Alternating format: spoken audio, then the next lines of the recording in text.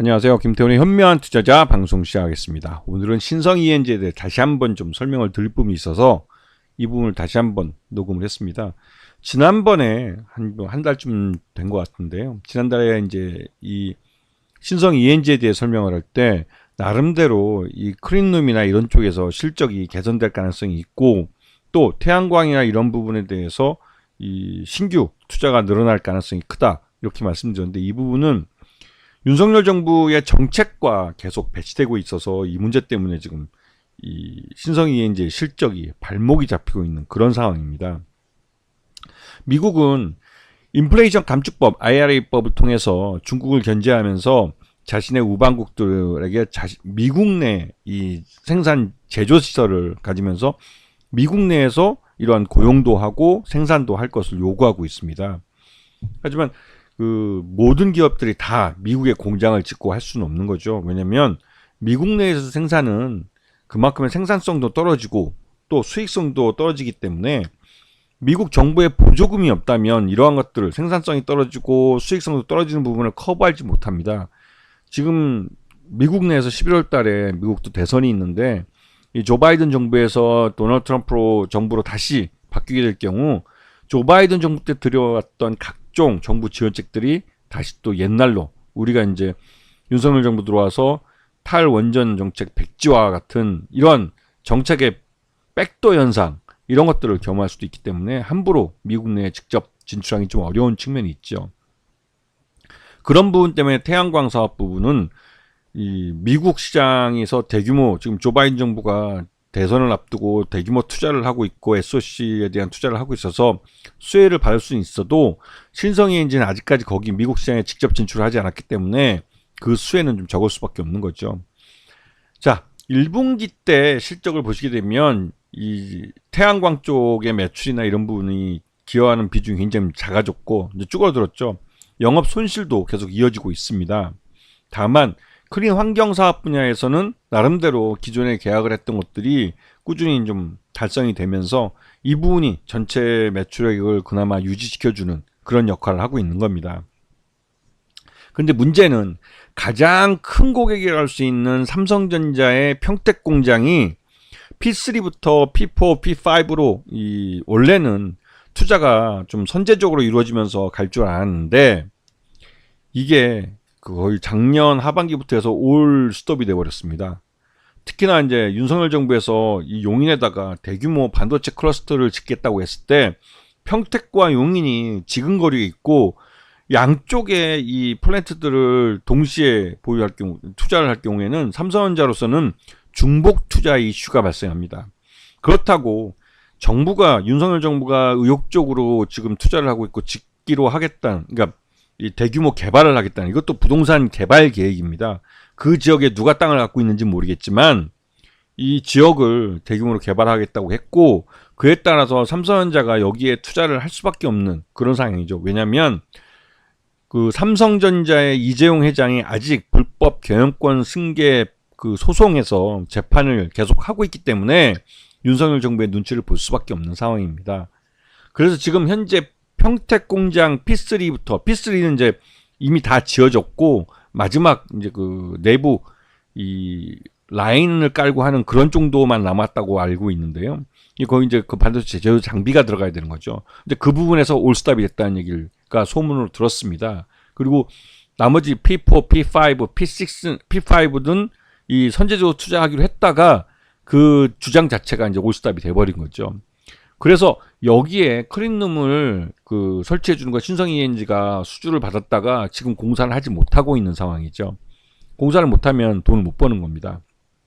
그리고 이것뿐만 아니라 삼성전자의 NDVI향 HBM3E에 대한 이 NDVI향 이 수주가 아직까지 좀 불확실한 측면이 있는 것 같아요.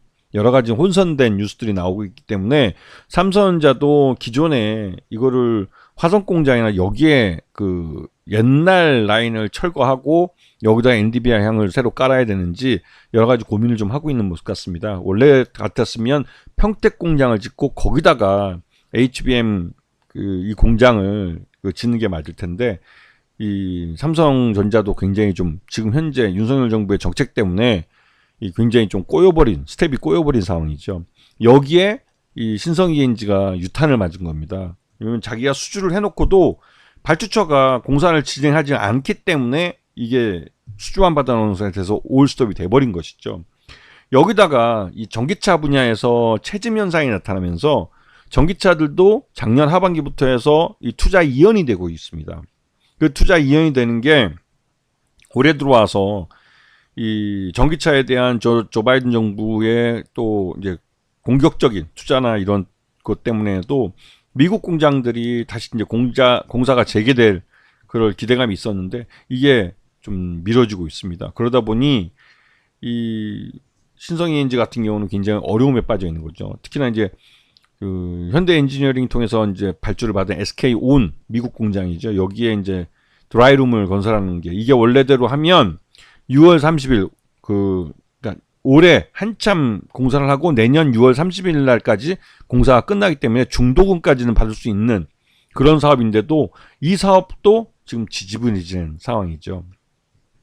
이거는 SK 온이 대규모 투자가 이루어지면서 그 부분에 대해서 좀 어려움을 겪고 있는 게 사실입니다. SK그룹 전체가 지금 어려움에 빠져 있기 때문에 그런 거고요.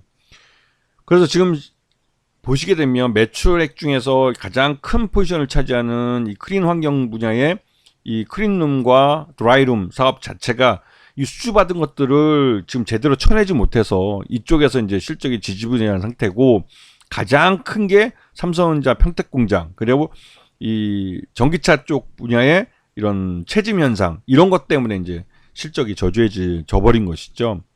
그 1분기 실적을 보면 나름 좀 선방했다고 보여지는데 이 1분기 때까지도 지금 기존에 이 수주해 놓은 것들을 쳐내면서 이렇게 갔지만 2분기 때는 이 투자 자체가 이연되는 게 계속 지속되면 기존에 수주했던 공사들이 끝나갑니다.